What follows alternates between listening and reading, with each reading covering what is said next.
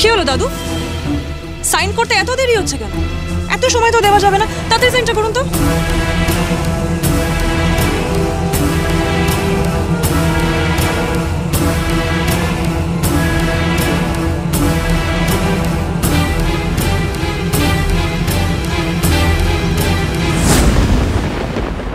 Thank you so much.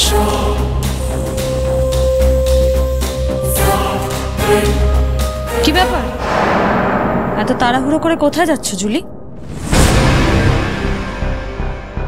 ফাইলটা নিয়ে নিলে কেন? ওইটা আমার, আমাকে দাও। তোমার কোন অধিকারে? Are you kidding? আমাকে এখনো তুমি অধিকার জিজ্ঞেস করছো কোন সাহসে? সব জেনেও যে আমি এই বাড়ির বউ, রাহুলের ওয়াইফ। আর সেটার কি প্রমাণ আছে তোমার কাছে? আমি বারবার কেন প্রমাণ দিতে যাব? আমি একবার বলে দিয়েছি আমি এই বাড়ির বউ। ফাইলটা দাও করি। বনি, What the hell is happening? কি হচ্ছে কি? ফাইলটা আমাকে দাও। আমরা তো তোমাকে একটা ইজি প্রশ্ন জিজ্ঞেস করছি যে বিয়ের কিছু ডিটেইলস দাও। মানে কবে বিয়েটা হয়েছিল, কোথায় হয়েছিল, বিয়েতে কারা কারা ইনভাইটেড ছিল, বা বিয়ের কোনো ছবি একটু বলো আমাদেরকে। আমি বারবার কেন প্রমাণ দিতে যাব যখন আমি বলেছি যে আমার বিয়ে হয়ে গেছে 2 বছর আগে? মিথ্যে কথা।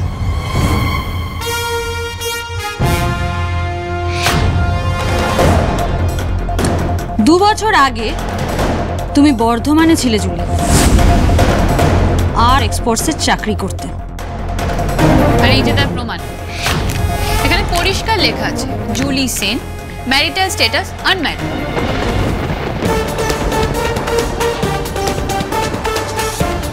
সর্বনাশ করেছে এরা, এসব কি করে জানলো? তাহলে ব্যাপারটা কি দাঁড়ালো? রাহুল আর জুলির বিয়ে নিয়ে জুলি এতদিন মিথ্যে কথা বলেছে। রাহুলের সাথে দিদির আগে বিয়ে হয়েছে। জুলির সাথে রাহুলের কোনোদিন কোনো বিয়েই হয়নি। তাই জুলি এই পেপারসগুলো ইউজলেস। ঠিক যেরকম এই বাড়িতে তোমার এক্সিস্টেন্সটা ইউজলেস, সিমিলারলি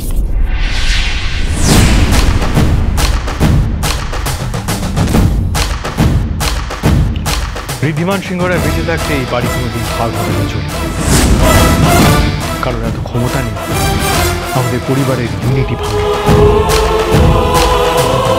তাই সেই চেষ্টাটা তুমি ছেড়ে দাও জুলি, তোমার খেলা শেষ। বাজে কথা বলছো তোমরা। তোমরা এই পুরো প্রপার্টিটা ভোগ করবে বলে ইচ্ছা করে রাহুলকে সরানোর চেষ্টা করছো।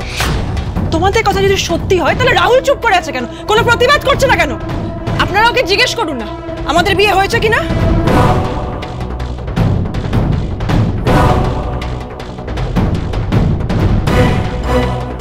তোমার দাদা বৌদির ভুলের জন্য কিন্তু আমাকে এবার সবাই সামনে মুখটা খুলতে হবে।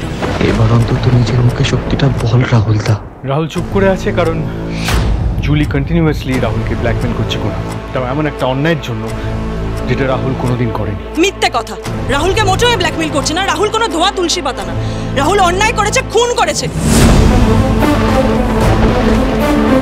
আমার বন্ধু নয় না কে?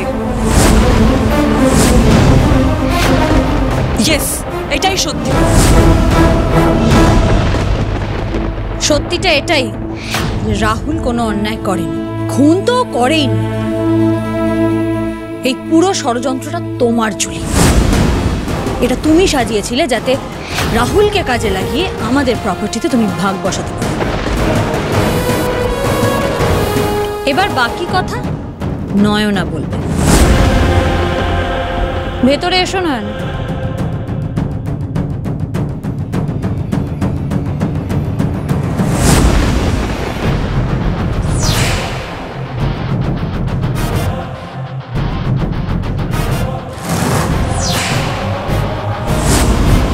আমি তোমাদের সবাইকে সত্যিটা বলছি। সেদিন জগার্স পার্কে রাহুলকে জুলি নিয়ে গিয়ে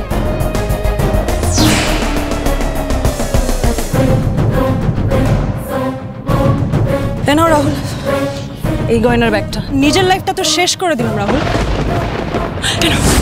আরে কি করছো দারুণ, কি করছো?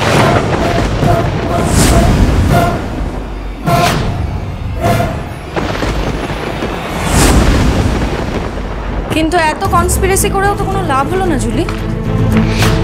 প্রপার্টির ভাগ তো পেলেই না, বরং এবার গড়াদের পেছনে বসে খানি টানা সময় চলে এলো।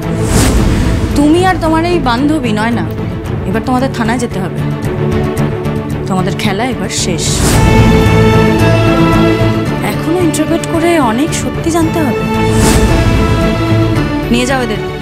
যাও জুলি, অনেক কষ্ট করেছো, এবার একটু থানায় গিয়ে হাওয়া খাও। যাও।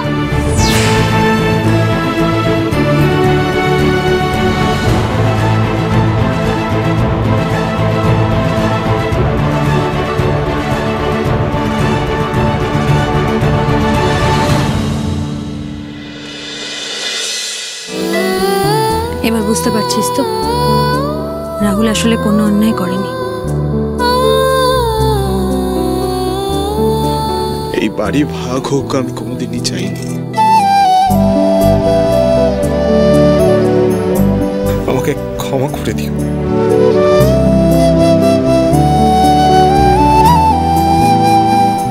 এইভাবেই 3 ভাই সারা জীবন একসঙ্গে থাকবে মিলেমিশে, বুঝতে পেরেছো? আর এরপর তো খড়ির সন্তান মানে আমাদের সিংহরায় পরিবারের নতুন প্রজন্ম আসছে। শুধু আমি নয় ঠাম্মি, এই বাড়িতে আরেকজনও মা হতে চলেছে। দিদির গর্ভে সিংহরায় বাড়ির উত্তরাধিকারী আসছে।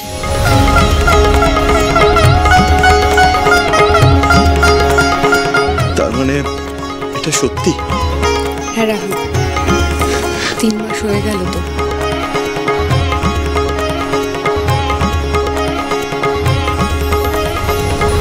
তোমরা সবাই এইভাবেই ভালো থাকো। আমি ফিরে এসে আবার দেখা করবো তোদের সাথে। ফিরে এসে মানে? তুই কোথায় যাচ্ছিস? ঋদ্ধি, আমি তো এখানে একটা মিশনে এসেছিলাম আর তোর পাশে থাকতে, কিন্তু আমি এখন নিশ্চিন্ত যে খড়ি তোর পাশে আছে, তাই আমার কাজ শেষ। এবার তো আমার ফিরতে হবে। কিন্তু তানিব, আর কয়েকটা দিন তুমি আমাদের সাথে থেকে যেতে পারতে নাকি? খড়ি, আমি আবার চলে আসব। চলো আসছি সবাই, আবার দেখা হবে খুব শিগগির।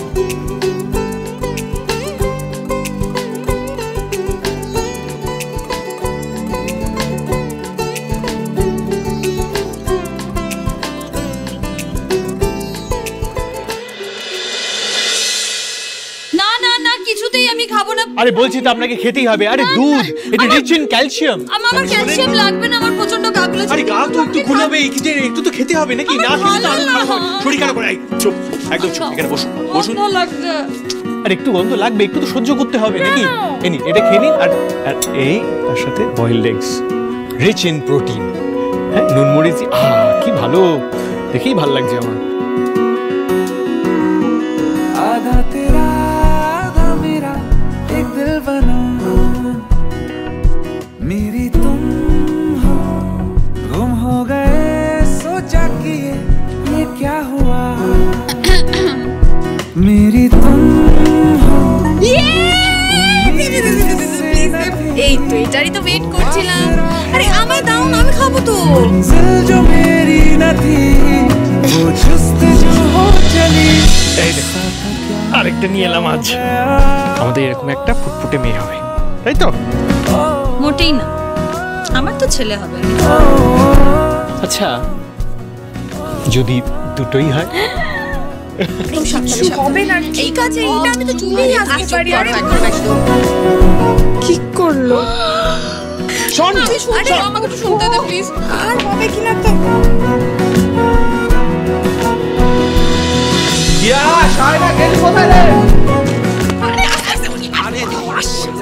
রে এত এক্সাইটেড কেন? আরে কাকা হতে চলেছে, এক্সাইটমেন্ট থাকবে না?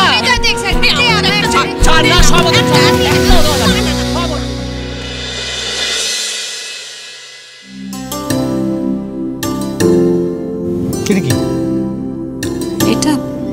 এটা আমাকে এক সাধু বাবা দিয়েছিলেন।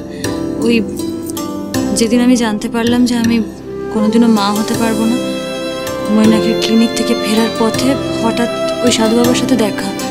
উনি হঠাৎ নিজে থেকেই আমাকে এই হারটা দিলেন আর দিয়ে বললেন আমি যেন এটা সবসময় নিজের সাথে রাখি, পড়ে থাকি। এটা নাকি আমাকে, আমার পরিবারকে রক্ষা করবে।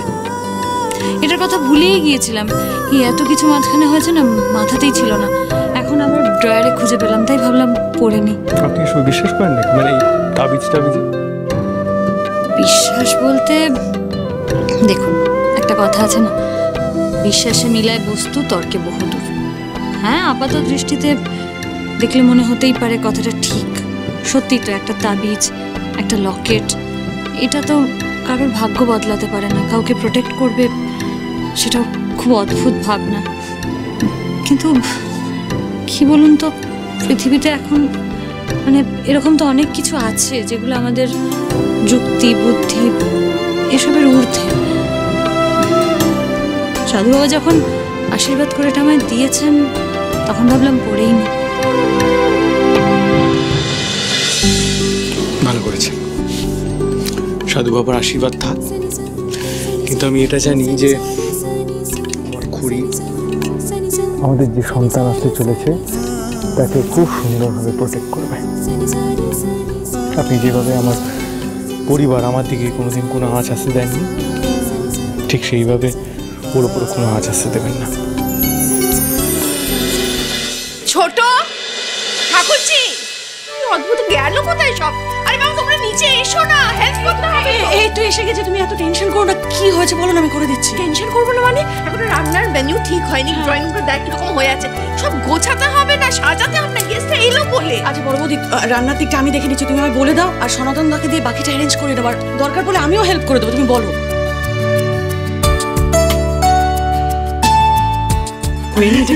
আচ্ছা আমি যাচ্ছি, দেখে নিচ্ছি সবটা, ঠিক আছে? আরে রকেট, আমি আগে থেকেই বলে রেখেছিলাম যে দুই বৌদির পছন্দের মিষ্টি লাগবে, এখন এসে পৌঁছায়নি কেন? এই তো সব মিষ্টি নিয়ে চলে এসেছি আমি। এই যে সব এসে গেছে, সব রেডি। কিন্তু বড়দি আর মেজদি কই? ওই তো রেডি ডাকতে গেছে, এক্ষুনি আসবে। দাঁড়া, এটা আমি রেখে আসি। চলো না, আমরা ওদেরকে ডেকে নিয়ে আসি। চলো চলো। খুড়ি, আপনি তৈরি হয়ে গেছেন? নিচে মারা কিন্তু রেডি একেবারে। খুড়ি, খুড়ি, কি হয়েছে আপনার? আপনি ঠিক আছেন খুড়ি? শরীর খারাপ লাগছে আপনার? আপনি উঠুন, আপনি আগে উঠুন, এখান থেকে উঠুন, আস্তে আস্তে আসুন আসুন আসুন। কি হচ্ছে বলুন তো? কি পেট ব্যথা করছে? বসুন বসুন, এখানে একটু হেলান দিয়ে বসুন। ও মা, আস্তে আস্তে আস্তে আস্তে, হ্যাঁ হেলান দিয়ে বসুন। দাঁড়ান, একটু একটু আগে জল খান, জল খেলে হয়তো ভালো লাগবে। আস্তে আস্তে আস্তে আস্তে। কি আমি তাহলে ডাক্তারকে ডাকি, ডাক্তার ডাকার ব্যবস্থা করি, নাহলে আপনার এই অবস্থা। আমি ঠিক আছে এখন। আমি আরে হঠাৎ করে এমন পেটটা ব্যথা শুরু করলো না, মনে হচ্ছে দমটা বেরিয়েছে। আমার কি মনে হয় বলুন তো? কি? আপনার ছেলে না একদম আপনার মতন আছে, একদম যেমন বাবা তেমনি ছেলে, ইচ্ছে করে আমাকে জ্বালাচ্ছে। বাবা যেমন সবসময় আমাকে জ্বালায়, তেমনি ও আসার আগে থেকেই আমাকে জ্বালাতে শুরু করেছে। তুমি বাইরে এসো, তোমার হচ্ছে, তোমার কানটা আমি কেমন মুলে দিই তুমি দেখবে। না না না, একদম না, এসব চলবে না। এই কান মোলা, বকা দেওয়া, এগুলো একদম আমার মেয়েকে করলে কিন্তু আমি অ্যালাউ করবো না এসব। মেয়ে? হ্যাঁ অফকোর্স, আমার তো মেয়েই হবে। সে সুন্দর একটা ফ্রক পরে, মাথায় দুটো ঝুঁটি করে, পায়ে নুপুর পরে সারা বাড়ি দৌড়ে বেড়াবে। বাবা, মেয়ে আসার আগে থেকেই তো সে মেয়ে কি করবে, কি পড়বে, সব আপনি প্ল্যান করে ফেলেছেন। কিন্তু প্রবলেম হলো এই জায়গায় আপনাকে নিয়ে। এই যে আপনি রেস্ট নিচ্ছেন না, তার জন্য আমার মেয়েটাও রেস্ট নিতে পারছে না, কষ্ট পাচ্ছে। ও, এতক্ষণে বুঝলাম, এই এত কনসার্ন, এত কিছু, এই সবটা মেয়ের কষ্টের জন্য, আমার জন্য না। আমি তো আপনার কাছে ভাও। এটা হতে পারে কখনো? যার জন্য আমি এত খুশি হয়েছি সে ভাও হয়ে যাবে? জানেন, যেদিন আপনি আমায় গুড নিউজটা দিলেন আমি বাবা হব, এত আনন্দ পেলাম, এত এক্সাইটেড না, সেদিন থেকে আমি ভেবে উঠতে পারছি না আমি কি কি করব, কি না করব। আর যে মানুষের জন্য এত আনন্দ পেয়েছি তাকে কোনো অবহেলা করতে পারি? তাই প্রমিস ইউ, আপনাকে সব থেকে বেশি ভালোবাসবো আমি। জানেন, আপনাকে এত খুশি, এত এক্সাইটেড আমি কোনোদিন দেখিনি। আমার খুব ভালো লাগছে। বাড়ির প্রত্যেকটা মানুষ কি খুশি। এই সন্তানকে পৃথিবীতে আনার পর মরেও সুখ। বলুন, একদম বাজে কথা বলবেন না। আমি আপনাকে বলে রাখলাম, এই ধরনের কথা আমি যেন আর না শুনি। আর শুনুন, আমাদের কিন্তু সামনে অনেক প্ল্যানিং আছে। হ্যাঁ, আর তাছাড়া আমি আপনাকে জানিয়ে রাখছি, আমি কিন্তু মেয়ের নাম ভেবে ফেলেছি। আরে এক কথা তখন থেকে বলে যাচ্ছে, আমি বলছি তো যে আমার ছেলে হবে। আমি মা, আমি বুঝবো না? আমি তো আমার ছেলের নামও ভেবে রেখেছি, আয়ুষ্মান। ঋদ্ধিমান আর খড়ি সিংহ রায়ের ছেলে আয়ুষ্মান সিংহ রায়। কেমন হবে? হ্যাঁ, নামটা ভালোই, তবে একটা সমস্যা থেকেই যাচ্ছে। কি? এই যে আমাদের এতগুলো দিন বিয়ে হয়ে গেছে, তারপরেও আমরা একে অপরকে আপনি আজ্ঞে বলে সম্বোধন করছি। মানে এটা একটা কেমন অড না? মানে কে করে এরকম?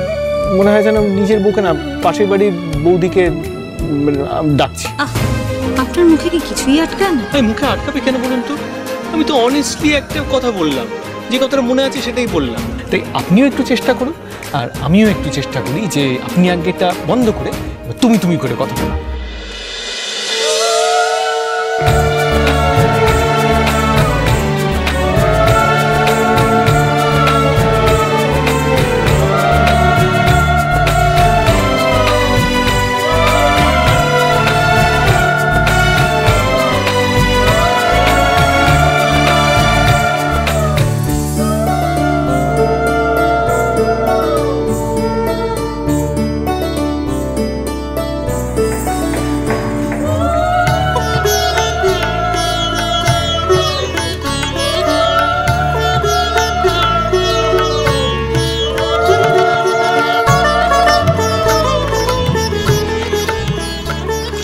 এইবার তোমরা দুই শাশুড়ি তোমাদের দুই বৌমার জন্য রাখা সিঁদুর আলতার থালা আর কাপড়ের থালা এটা ওদের হাতে তুলে দাও। নাও, তোমার জন্য। সৌভাগ্যবতী তুমি এইভাবেই সবসময় হাসি খুশি থেকো।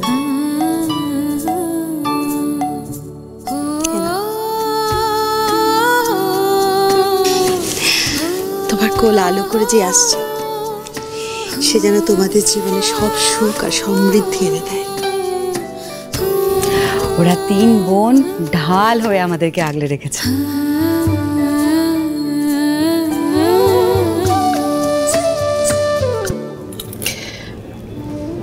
আই এম সরি বনি, তুমি প্লিজ পারলে আমায় ক্ষমা করো।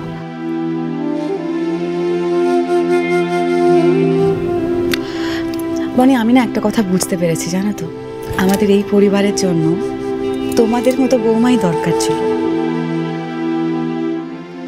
বনি, আমি চাই তুমি আবার তোমার কাজটা করো।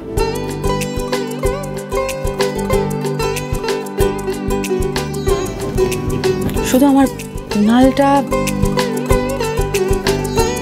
আপনি একদম চিন্তা করবেন না শাশুমা, কুনাল বাবুর কেউ ক্ষতি করতে আসলে আমি একদম হাত কেটে দেবো। দেখেছেন তো আপনি, আবার সেই হাত কাটাকাটি কথা বলে। আচ্ছা ঠিক আছে, সরি। আলতো করে হাতটা মুচকে দেবো।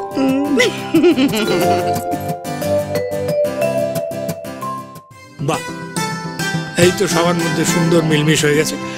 তো এবার উপহারের পর্বটা শুরু হোক নাকি? নিশ্চয়ই, আমি তো আমার দুই বৌমার গিফট রেডি করে এনেছি। এ নাও তোমার, আর এটা তো। বনি, আমারও কিন্তু খুব শিগগিরই একটা সুখবর চাই, কেমন?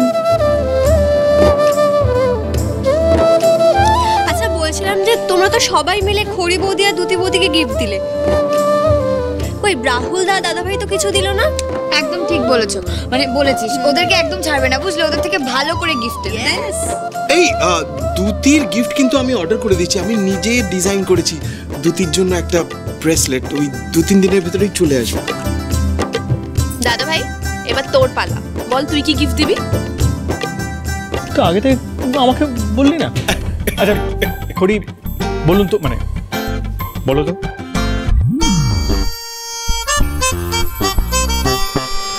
তোমার কি চাই? তুমি যা বলবে ঋদ্ধিমান সিংহ রায় কিন্তু নিজে এনে দেবে। আমার ছোটবেলা থেকে আর্ট কলেজে ভর্তি হওয়ার খুব স্বাদ ছিল, স্বপ্ন ছিল, কিন্তু আর্থিক কারণে সেটা সম্ভব হয়নি। তারপর আপনি, তুমি, ভালো মা, দুজনে মিলে নানান সময় আমাকে আর্ট কলেজে পড়িয়েছো, ভালো ইনস্টিটিউটে পড়িয়েছো, কিন্তু আমি চাই আমার সাথে যেটা হয়েছে সেটা আর কারোর সাথে যেন না হয়। কোনো ছেলে মেয়ে আর্থিক কারণে তাদের স্বপ্ন পূরণ করতে পারবে না, এমনটা যেন না হয়। তাই এরকম যদি কোনো একটা ইনস্টিটিউট হতো, কোনো একটা শিক্ষা প্রতিষ্ঠান হতো যেখানে ছেলেমেয়েরা তাদের তাদের যার যা মনের ইচ্ছে, নাচ গান আঁকা, whatever, any kind of performing arts, সেটা নিয়ে তারা পড়াশুনো করতে পারতো। এরকম একটা শিক্ষা প্রতিষ্ঠান যদি হয় যেখানে money is not a factor, তাহলে আমার খুব ভালো লাগবে। বেশ, তাই হবে। এরকম একটা ইনস্টিটিউট তৈরি হবে আর যেখানে আমার খুড়ি সবাইকে পড়াবে।